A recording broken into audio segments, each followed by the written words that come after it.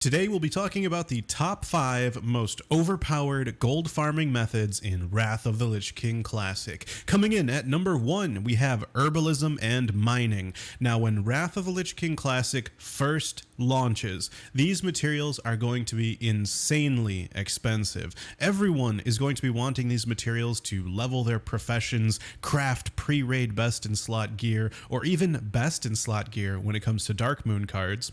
And so, if you've got money on your mind, that's the name of an achievement by the way, then you know that there is a limited time period to capitalize on mining ore and picking herbs. Now when it comes to mining ore, remember that you need to have at least 350 skill to mine cobalt, the new ore in Northrend, and 375 skill for rich cobalt. Since the expansion will be fresh, all 3 of the ores will be available: cobalt, saronite, and titanium. But most valuable of all of the bars will be Titan Steel. Now to smelt Titan Steel, you'll need 3 titanium bars, 1 Eternal Fire, 1 Eternal Earth, and 1 Eternal Shadow.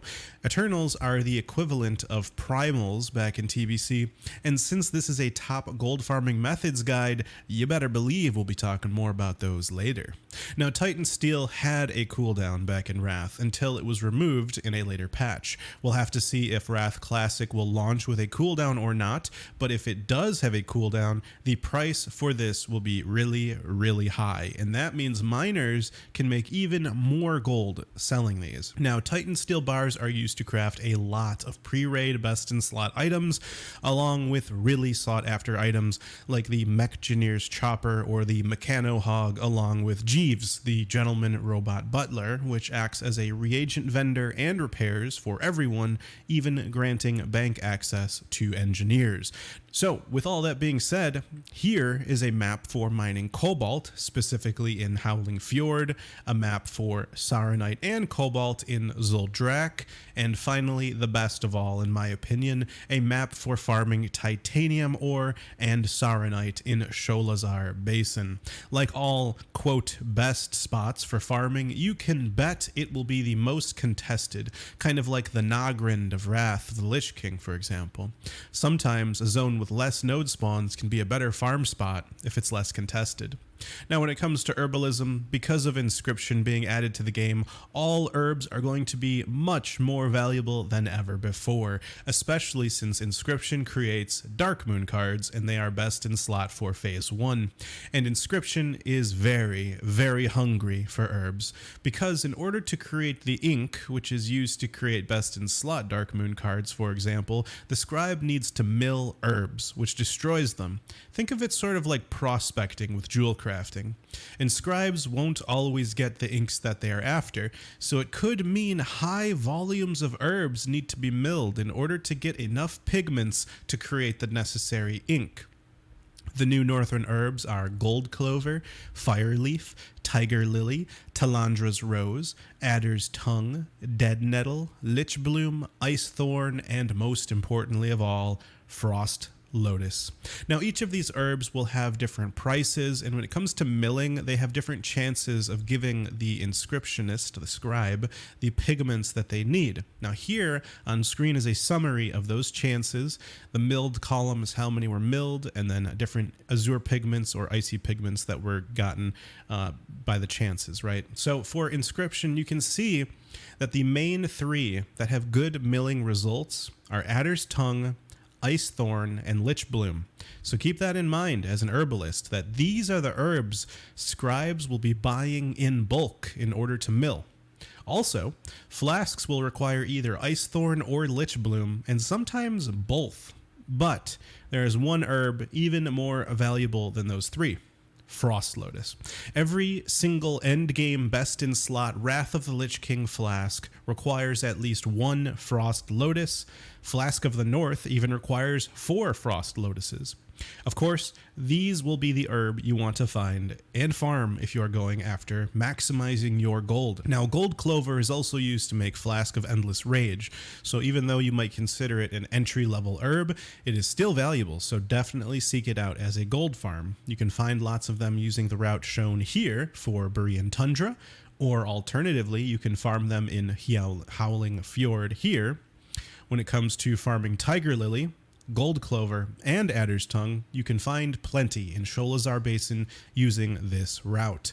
And for ice thorn and lich bloom, you can follow this route in Storm Peaks and hopefully even find some frost lotus or even the time lost proto drake if you're really lucky. I should also mention that Wintergrasp is another great location for herbs. Following the rivers, you can sometimes find frost lotus. All right, moving on to number 2, we have questing at max level. Many will overlook this gold farming method, but there is thousands of gold to be made with this method. Any quests you didn't finish, especially higher level zones like in Icecrown and Storm Peaks, are going to give more gold because of the experience point to gold conversion. And once you've done the quests, that's it for that character. So it's worth doing, it's only once, and especially on a fresh realm where there isn't a lot of gold in circulation yet, this is an excellent method. Also, daily quests are a great source of consistent income. If you hate grinding the same mob over and over, then doing quests might be a much more bearable gold farm for you. Okay, moving on to number 3, we have Eternals farming. Like Primals in TBC, Eternals will be high value because they are used in so many different recipes across so many professions. The equivalent of the Elemental Plateau in TBC is Wintergrasp in Wrath of the Lich King. It has every Eternal available, like the Elemental Plateau did, but it will be the most contested too for that reason. But your faction has to own Wintergrasp in order to farm them.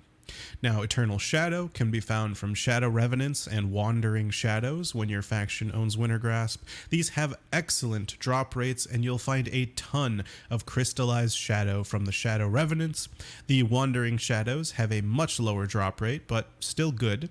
And Deathbringer Revenants can be found in the Frostmourne Cavern in Dragonblight, and is considered a less effective gold farm area because their drop rate is even less than the Wandering Shadows.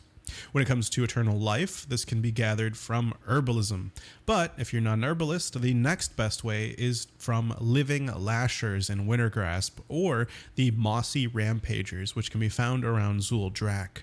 Drop rates aren't great for either of these mobs. If both spots are overfarmed, you could also go to Sholazar Basin and farm the lashers there, but there's not a whole lot of lasher mob density there, but it could be a good farm if you're also a skinner and want to skin alligators and cobras that are also found there.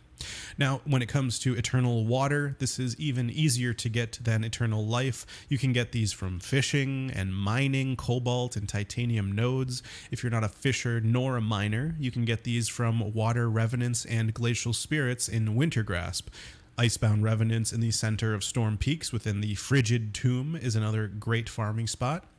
Aqueous Spirits on Stormright's Shelf in Sholazar Basin is also great for farming crystallized air in addition to crystallized water, and Slaying the Elementals is also for a daily quest for the Oracles and Frenzy Heart, so it's a good daily farm to build into your gold gathering routine. It's like 3 birds for 1 stone. Eternal Air can again be found in Wintergrasp from the Tempest Revenants and Whispering Winds, like we just mentioned a second ago. Those Storm Revenants in Sholazar are great, and then there's also the Scions of Storm in the Howling Hollow within Storm Peaks, which have a good drop rate if all other spots are contested. Eternal Fire can be found from the Flame Revenants and Raging Flames within Wintergrasp. Storm Peaks also has Wailing Winds within the Flossed Flow Deep, and the Seething Revenants at Fjord's Anvil are 2 more spots within the same zone if you're trying to find a spot without competition.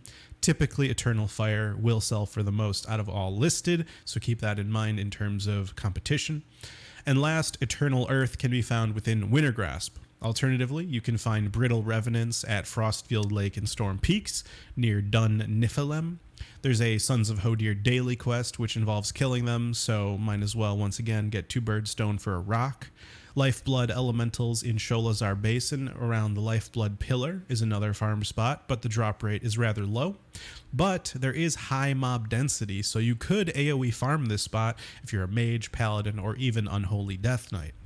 Moving on to tip number 4. Tip number 4 is skinning. Anytime I make a new character and I have no plans to level any professions whatsoever, I always get skinning anyways because it's just free extra gold while you level. So if you're going to be on a fresh server, might as well get skinning while you level. When you're leveling, you're going to no doubt be killing a bunch of beasts at some point, so skinning in Wrath of the Lich King, like in Vanilla and TBC, will integrate seamlessly what you're already doing. For that reason, lots of people choose skinning as a profession, even if they're trying to just get to max level as fast as they possibly can. But since so many people typically do go skinning, that typically drives down the price of leather and on the auction house. Simple supply and demand, right? So in some cases, you might just want to vendor the leather that you're skinning while you're leveling, but that isn't always the case. So I recommend TSM, and that will tell you the vendor price, and you can compare that to the auction house price so you make an informed decision on what to do with your leather. On a fresh server, you're probably going to be vendoring it, but on an established high population server, you're probably going to make more on the auction house. Speaking of vendoring, I also recommend the pawn add-on. It'll show you item upgrades, but more importantly for gold making, if none of the items are an upgrade, it immediately shows you which item will vendor for the most gold when you are turning in a quest, which will save you time. I also really like Leatrix as an add-on, which automatically sells all vendor trash in your bags. Honestly, it makes WoW even more addicting seeing it auto sell. It is absolutely amazing. Now, there is 3 different materials that are super valuable for leatherworkers in Wrath of the Lich King: Arctic fur, heavy Berean leather, icy dragon scales, and Rubian chitin, along with Jormungar scales. Okay, that was 5, not 3. But these are all super valuable to craft leg armors. And also, the Arctic furs are used as currency to purchase epic recipes, and heavy Berean leather is used as currency to purchase the icy and polar set, which have frost resistance to help in Naxxramas against Saffron. So if you have skinning, make sure to sell your Arctic fur on the auction house for great profit. Arctic fur has a 1% chance to be found when you skin any beast in Northrend. There are, of course, other leathers that are still valuable, so if you are skinning, definitely make sure to list all Northrend leathers you skin on the auction house. Now, one of the best places to get these amazing skinning materials is actually the Oculus. I can see it flooded with bots already. The farm is basically to solo the dragons on the way to the first boss. It's sort of in a half-circle ring. Certain classes are better equipped for this farm. You know, if you have self-heals, it helps a lot. And you'll definitely need to be decently geared in order to be able to solo this. When you skin the dragons there, they drop Berean leather, icy dragon scales, and of course the highest value skinning item of all, Arctic fur. This is a great farm because it's never contested. It's an instance. However, because of that, you can only run this short gauntlet of mobs a total of 5 times per hour before you're locked out of the instance. Pairing this with leatherworking is also a great combination. The Frosthide leg armor is the best in slot leg slot enhancement for tanks, and Ice Scale leg armor is the best in slot enhancement for physical damage dealing DPS classes like rogues, hunters, warriors, feral druids, and so on. This leg enhancement will go for hundreds of gold on the auction house, so if you're gathering Icy Dragon Scales or Rubian Chitin as a skinner, then having leatherworking to craft these will seamlessly tie together your professions. To make that Frosthide leg armor, you need 2 Arctic furs, 2 Rubian chitin, and 1 frozen orb. It's important to mention that frozen orbs will drop 100% of the time off the last boss of a heroic version of a dungeon. You don't always win the frozen orb though, so getting them can be tough sometimes. Sometimes tanks might reserve these beforehand if tanks are in high demand, so keep that in mind if you want to pursue this gold making strategy. All right, tip number 5, our final tip of the video, we have Jewelcrafting. I truly believe this will be a very good gold farm. Gems are needed for gear with sockets, right? So you can make a lot of money as a jewel crafter just buying gems, uncut gems off the auction house, cutting them, and then relisting them, especially early on when the expansion just launched, when players are either still leveling their jewel crafting skill to max or All the recipes which are gated behind dollar on Jewel Crafters tokens haven't been acquired yet. So if you learn to cut a gem that nobody else has yet, you can make serious gold just buying uncut gems, cutting them, and relisting them on the auction house. So this one is not only lucrative, but is also pretty easy to do if you're quick enough. Of course, this will be a time-gated, limited time opportunity, of course. As more players learn the jewel crafting cuts, the price will surely fall. Also, if the price is right, you can also buy ore and prospect it, cut the gems, or craft gear with them, or even transmute the uncut gems into meta gems if you're also an alchemist, and make a boatload of gold. This process is also called the Saronite Shuffle, which involves doing this process I just described with Saronite ore.